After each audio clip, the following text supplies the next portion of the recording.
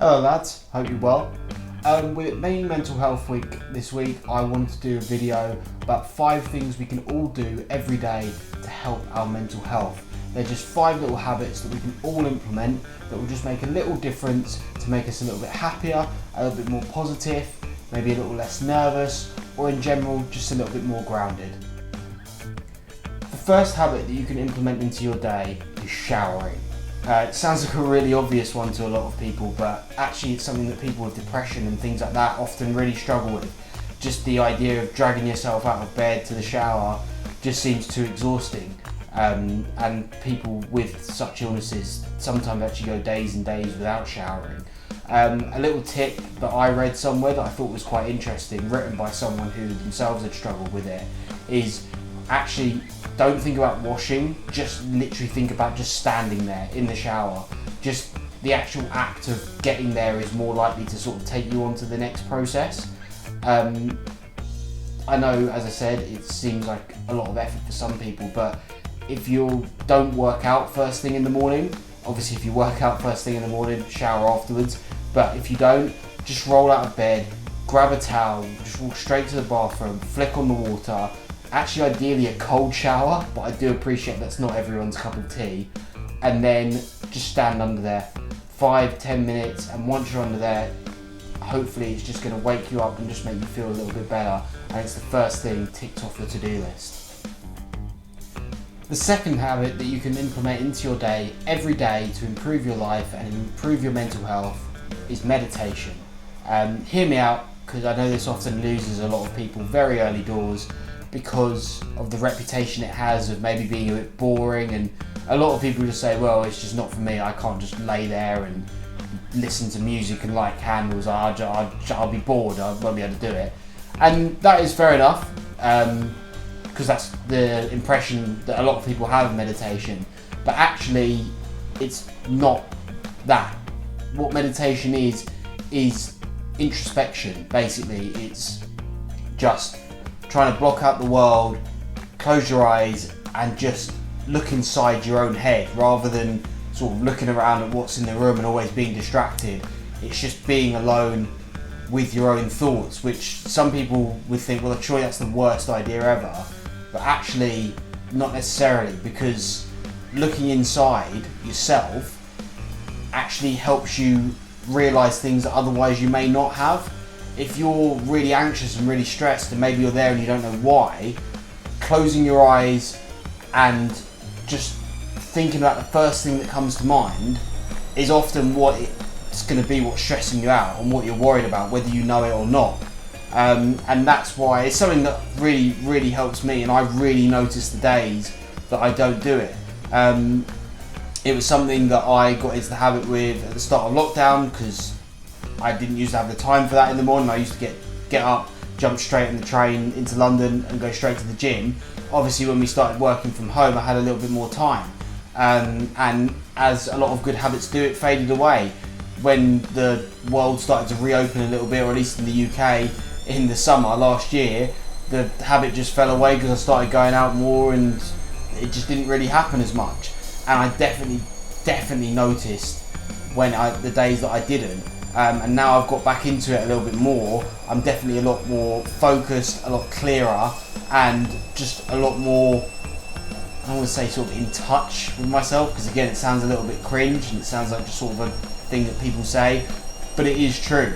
And it, as I said earlier, it is so much more about just prioritising what's in your head and really getting to grips with how you're actually feeling than laying there and lighting candles and whatever other stereotypes people have of it. If it's not something you do at the moment, it's something that I'd really recommend you start doing. The third habit I wanted to talk to you all about is something I mentioned briefly earlier, and that is working out. That could be anything from just going to the gym, lifting heavy weights and having a full routine, or going for a jog, or even just going for a walk. Just something that gets the blood flowing, gets the endorphins flowing, and wakes you up and cheers you up, basically. There's so much research that shows the positive effect that exercise has on not only the body but the mind as well. It's something that's often prescribed to people that are struggling. It's also, in a positive way, can become addicting. It's something that you sort of notice when it's not there, and I certainly have. I really, actually not so much in the first lockdown here in the UK, but from January I've really struggled without the gym, and I've really missed it. And I felt just in the 3 weeks that it's been back open, I felt so much better than I have probably in the first 5 months of the year put together. It's just everything incorporated into one movement, basically. It's just the whole act of waking yourself up, discipline to get down there, even the days you don't necessarily feel like it. The days that you don't feel like it are even more important days to go, because those are the days that your body needs a bit of a kick on the backside to get going. Like I said, it doesn't have to be a full 3-hour bodybuilding routine down the gym. It can be as simple as a few laps of a park, if that's where you start. Personally, I think if you can get into running, something I've never really been able to do, that's a really good one. I got into it a little bit again in the first lockdown. I started doing that couch to 5k thing, and that was really good. But as soon as gym and everything that went out the window, because I go to the gym more than enough to sort of keep me happy. Again, if it's something you don't do, it's something I would really recommend start doing. Said again, it doesn't have to be stupidly long sessions or anything like that. I'd always say give it an hour a day for exercise, but if you really can't, as I say, start with a 20-minute walk or something like that, or just jog and see how far you make it and then walk back. If you've got a bike, cycle somewhere that you've never been to before. It's just little things like that will sort of get you into the habit. But again, if it's not something you're doing at the moment, it's something I really recommend to start.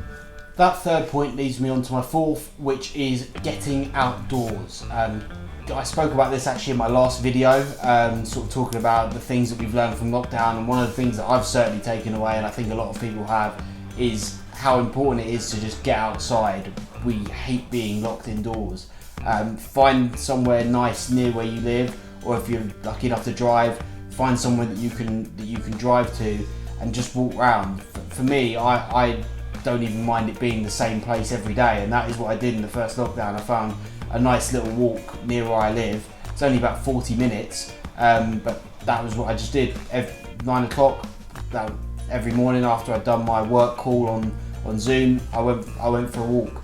I don't really get bored of going over the same places. I actually quite like routine and familiarity. Yeah, anywhere that's just new. And if it's not nature, if you live sort of in the centre of London or centre of a city maybe, then just walk places that you haven't been before. Try and discover somewhere new in your city. The most important thing is to get outside, get moving, get into the fresh air, and just really wake yourself up and just be somewhere new. The fifth and final habit that I think everyone should get into to improve their mental health is sleep earlier. Get to bed earlier, switch your phone off, switch the technology off, read a book, whatever you have to do, just try and fall asleep just that little bit earlier every day. As much as everyone thinks, oh, I'll just stay up late but I'll sleep in the morning, that's not good for your circadian rhythm. You want to sort of rise and sleep as much as possible with the sun. I appreciate that's not possible for everyone depending on what your job is, but that's what you should be aiming to do. If you're not sleeping till 1 AM but sleeping into 11 AM the next day, that's rubbish. That's not, you go, oh, but I got 10 hours sleep. That's a rubbish set of 10 hours sleep. You'd be better off going to bed at 9 and waking up at 3 probably. So just try and get to bed just that little bit earlier. If you're falling asleep at midnight at the moment, try and have all technology switched off by 11. If you're falling asleep at 11, try and have it switched off by 10. That's what I do. I have a 7 AM alarm every day, and I try and have all my technology and phone away by 10, and then for me to sleep at 11. Just borrowing from my previous point as well, I normally put on like a body scan or meditation just before I sleep. I use the app Calm, but there's a lot of apps or YouTube videos out there or if you've got like a calm Spotify or Apple Music playlist or something like that that you can use, just something to fall asleep with that isn't dead silence. Some people like dead silence. I personally don't mind a bit of background noise. What I need is complete darkness. Even if the like little light on the TV is on or something like that, I can't sleep. How people fall asleep like with their window open, like sun, just baffles me. But anyway, going back to the point, go to sleep earlier. I'd probably say as early as you can, because there are some days that you're going to manage it, there's some days you won't. But if you aim to do it every day, you're just going to get a better quality of sleep, and that is going to have such a good effect on not only your mental but also your physical health as well. Thank you for watching, guys. I appreciate you who have stuck around to the end. Apologies for the washing machine going on in the background. If you've heard any weird noises, that's what that is. As you can probably tell, I've had to take a million attempts doing this as it's just got darker and darker throughout the day, but I think I've finished it before we've lost all natural sunlight. Normally my Thursday video is something a little bit more fun, sort of, as I said before, fashion or dating or grooming advice, but as it's mental health week, I wanted to do this video because I think it's something that's important for everyone. If you've taken any value from this video, please consider subscribing, leave any comments on anything you thought or any advice that you want or want to give, or if you have any other positive tips that you think might help other people out. And yeah, I will see you in the next one. Take care, lads.